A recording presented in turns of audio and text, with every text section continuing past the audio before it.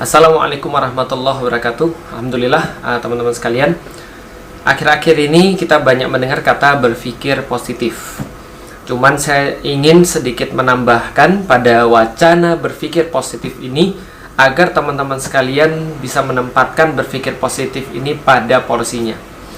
Karena khawatir kalau seandainya berpikir positif ini tidak ada porsinya, maka kita terjebak kepada salah berpikir. Contoh misalnya, ada seseorang perampok datang ke rumah, lalu kemudian kita bilang, sudah positif aja. Positif aja, kita ambil kebaikan-kebaikannya. Orang ini berani, karena di siang hari berani masuk ke rumah, berani merampok, kita ambil positifnya saja. Orang ini bisa jadi dia punya keperluan di rumah dan seterusnya. Ini adalah sesuatu yang salah. Contoh yang lain lagi, pacaran itu diambil positifnya saja. Ada peningkatan semangat dalam belajar, berkasih sayang, belajar untuk rumah tangga. Ada positifnya, kita ambil aja positifnya. Dan kita jangan kemudian lihat keburukannya, kita tidak boleh melihat keburukannya, kita harus tutupi dan kita tidak boleh berbuat apapun. Ini juga pemikiran yang salah. Atau ada orang yang berzina, lalu kemudian kita bilang juga sama, kita jangan ambil negatifnya. Kalau kita melihat orang yang berzina, kita harus tutupi aibnya. Dalam hal ini betul kalau orangnya tidak membuka aibnya sendiri. Tapi kalau ada orang berzina lalu kemudian terang-terangan membuka aibnya, kemudian kita bilang, kita jangan buka aibnya, kita tidak usah lihat keburukannya, tidak usah kita kasih tahu pada yang lain. Kita lihat saja positifnya. Berpikir positif bahwa nanti orang ini akan bertaubat, itu boleh. Tapi berpikir positif saja, kita ambil yang baik-baik, kita puji yang baik-baiknya. Misalnya, mereka ini orang-orang yang penuh dengan dedikasi dan sangat-sangat fokus pada visinya, sehingga apapun tidak ada yang bisa menghalangi mereka, termasuk kemudian di penjara, termasuk malu dan seterusnya. Ini juga cara berpikir positif yang salah. Maka di dalam Islam, teman-teman sekalian, kita itu membagi satu perkara menurut bab-babnya. Jadi kita tidak bisa overlapping membahas semuanya dalam satu perkara. Sehingga kita lebih komprehensif ketika melihat satu perkara itu, tidak hanya dari segi yang kita inginkan saja, dari segi subjektif saja, dan pada akhirnya justru menimbulkan salah paham pada orang lain. Contoh lagi misalnya, di dalam Islam gibah itu tidak boleh. Hanya saja ada beberapa kasus yang justru mewajibkan kita untuk menggibah, atau mewajibkan kita untuk membuka aib orang lain, atau mewajibkan kita untuk membicarakan orang lain. Ini ada bab-babnya. Contoh misalnya, Imam Nawawi dalam kitabnya Riyadhus Shalihin itu menyampaikan kepada kita ada beberapa perkara di mana kita boleh menggibah orang lain.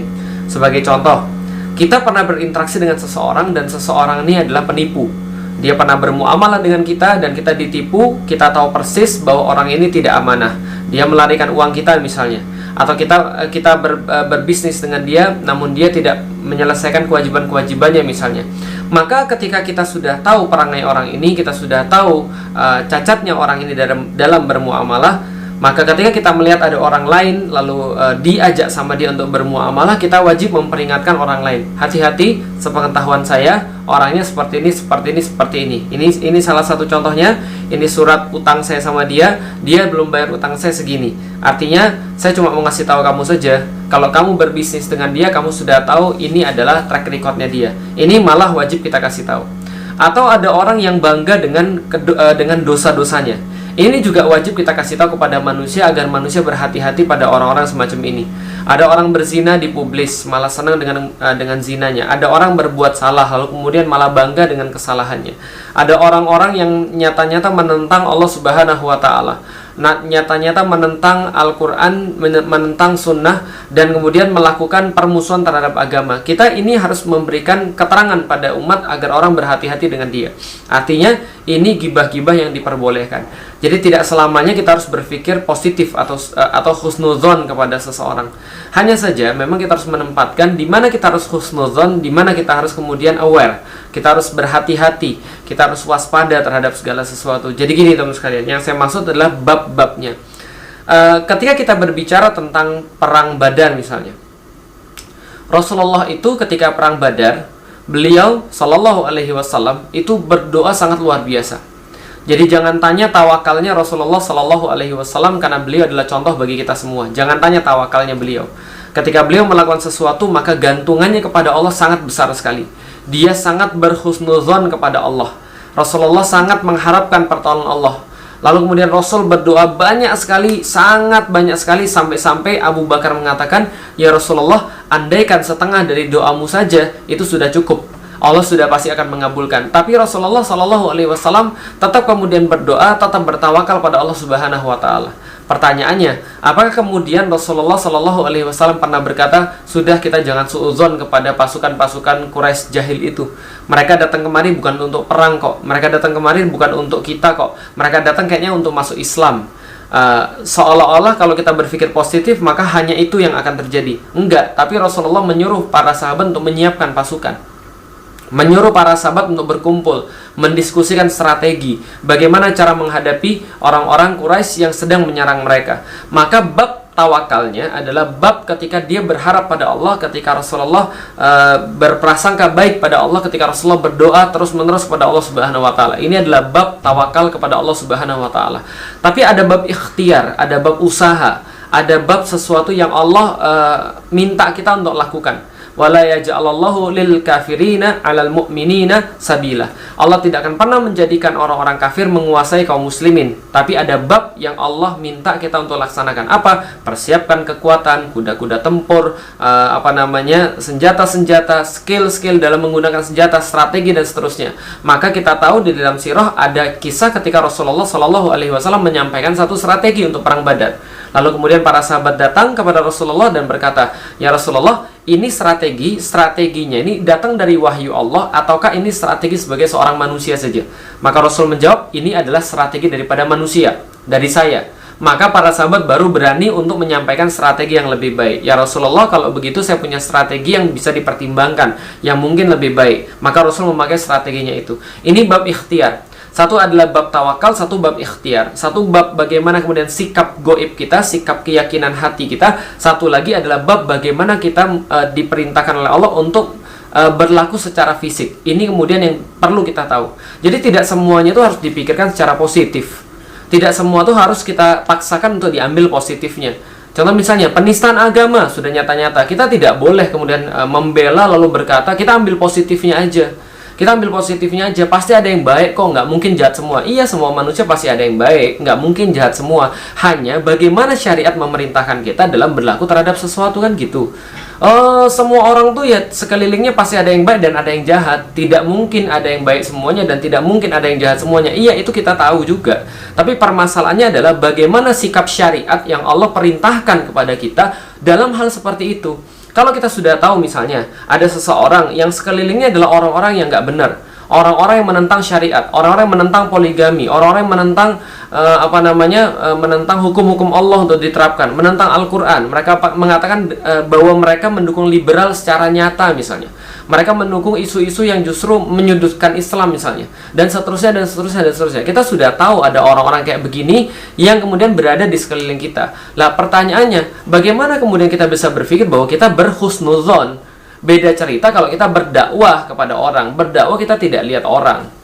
Mau orang itu bertato, mau orang itu nggak sholat, mau orang itu nggak kerudungan, mau orang itu kemudian penjahat sekalipun, kita tidak peduli karena dakwah untuk semua orang.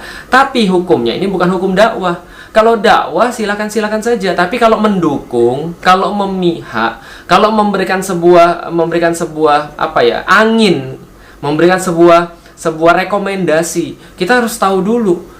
Nggak bisa kemudian hanya dengan berpikir positif.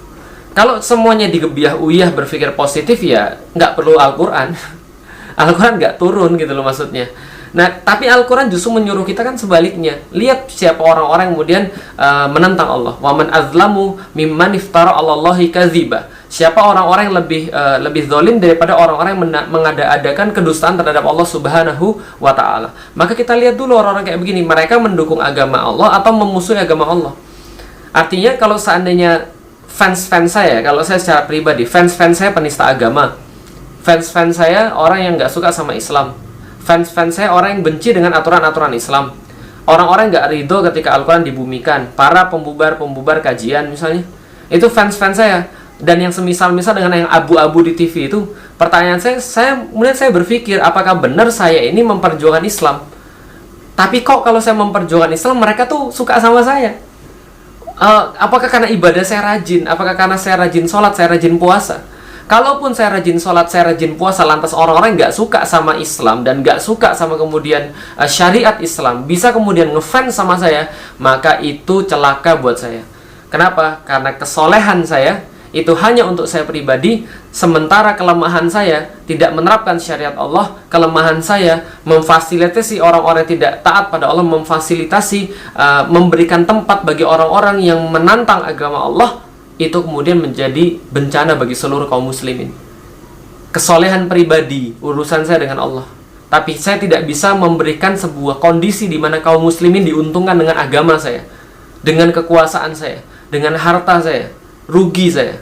Maka pertanyaan saya, ngapain dukung saya kalau begitu?